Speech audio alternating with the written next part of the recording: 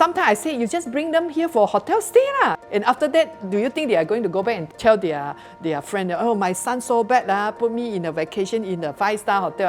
I say, I'm not going to say that. People who stay here, they feel very proud.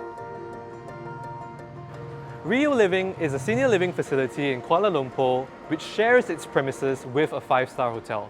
It is just one of many retirement villages springing up across Southeast Asia as the region begins to age.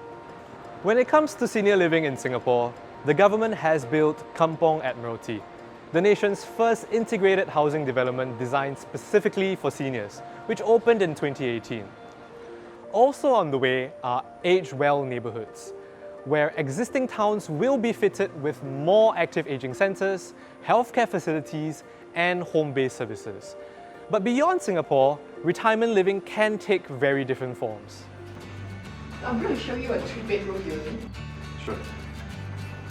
In Rio Living, we have 2-bedroom apartments and 3-bedroom apartments, but they all have their own individual ensuite rooms. So for residents who come and stay, they do not share toilets. This is a living area. It is based on the concept of co-living. They will have a shared space and a kitchen. The kitchen is fully equipped with all the KitchenAids. They can do simple cooking here. This room, it is for one occupant, so if they need to have a hospital bed, we will change the bed for them. Rio Living offers long-term stay and short-term stay. Long-term stay meaning the retirement living. They can stay long-term with us from 1 year, 2 years, even until the end of their life. During their stay here, everything is provided, their meals, the laundry, the housekeeping. There are another 2-bedroom. This is our smallest unit. It's about 200 square feet. For retirement, the rate is about start from 9,000 onwards for our smallest room. This is our biggest unit. That is about 350 square feet. This one normally is very popular for couples. Normally people who stay here, when they are in their room, it's like in their own house. But when they go out, go to our community hub, our clubhouse, it is like they're going to a kampong, they meet friends, they play mahjong, they have singing class, music class, art class, different kind of activity. So we keep them busy that they are not like, oh, I'm so bored in my room.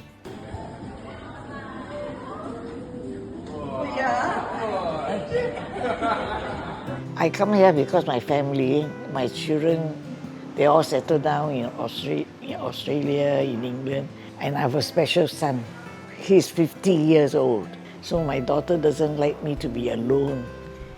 And I fear in being alone because I have to take care of my boy, you see.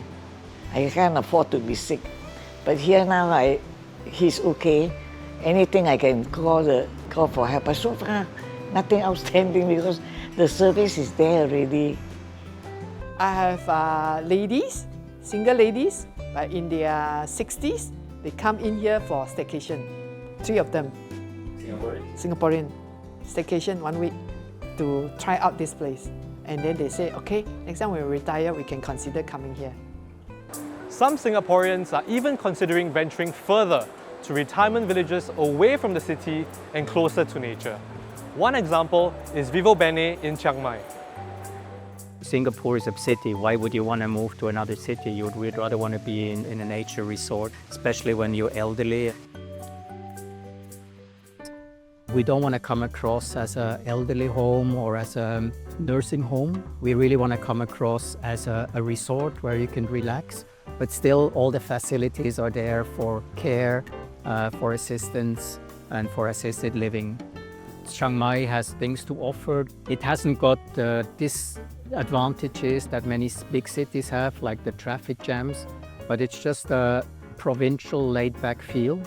And especially here in Vivo Bene, we are a little bit outside of town. It's about 20 kilometers outside. So it's surrounded by nature. And this gives the guests like this homely feeling. Vivo Bene was first built about 10 years ago. It's pretty much the only facility I know of, especially in the north of Thailand, that was purpose-designed and purpose-built with the people in mind who need some kind of assistance. our swimming pool. It's the only pool I know about in this area that has actually a ramp, so you can access the swimming pool by wheelchair as well. So we have two types of accommodations. Basically, we have the pavilion rooms, but we also have 8 villa rooms. I'll show you the villas. So this is our villa room, so it's 72 square meters. As you can see, it's not wheelchair friendly, so we just use them for retirees who are still mobile and active, who don't need wheelchair and no care. And then we also use it for family members who just visit very shortly to visit their families. Once a guest needs a bit more care or assistance, we have pavilion rooms.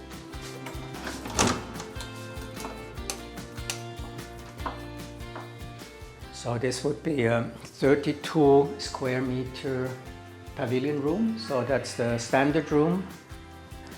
If the guest says, okay, I want to bring my own furniture, I want to go buy some, I want to change the design, the guest is completely free to adjust the room as his gusto. The pricing, I would say, if it's an assisted living situation in a pavilion room, starts at around 100,000 baht. And depending on the care level, it goes up and up. There's a scope like 1,000 baht per day, extra, all the way up to maybe 160,000 Thai baht per month.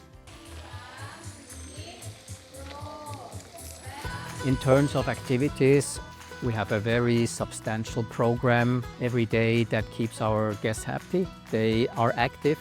They can partake, they don't have to, but we really encourage our guests to partake in those activities. We have these 3 layers of activities, like morning exercise, and the afternoon activities often take place in this area here. Crafts, arts, movies. Some days we have the karaoke, very popular.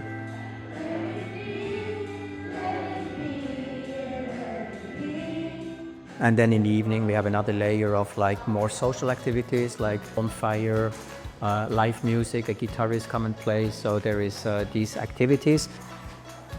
As we are a Swiss-backed institution, our marketing usually goes mainly to Switzerland, so we have about 25% of our guests are Swiss.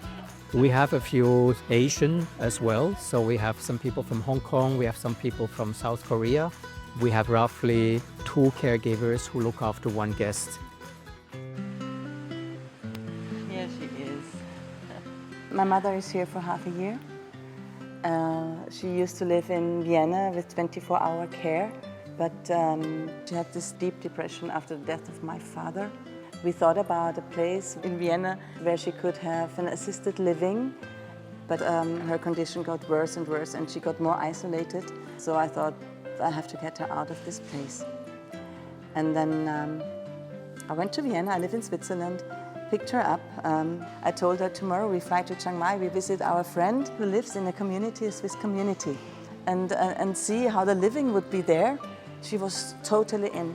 She said, bring me out of here, just give me hope. We didn't end up in the community because she was too ill.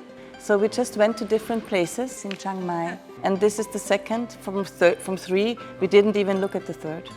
My mother came here, she saw this picture, and this is her hometown. Oh. So it was like greeting her. She recovered very soon because of new treatments with a very wise doctor. She found the essence of life again. So she wanted to live again. We get actually more and more interest from the Singaporean market.